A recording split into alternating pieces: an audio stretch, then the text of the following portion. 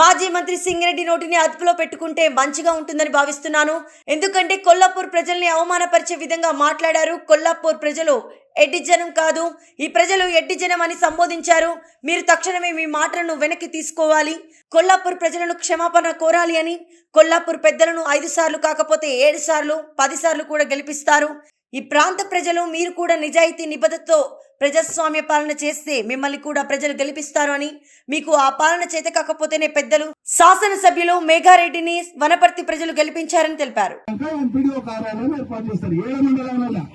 మన ఒక్కటి కాదు 33 మండలాలు అయినా అట్లా మరి 33 కూడా 700 చేసుకొచ్చిందా సోయి ఉండాలి మాట్లాడడానికి.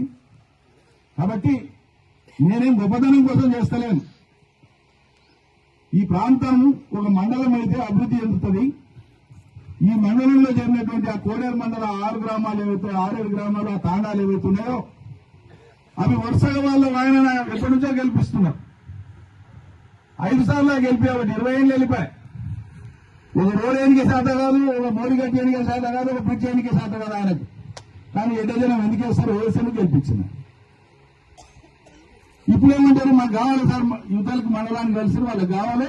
నేను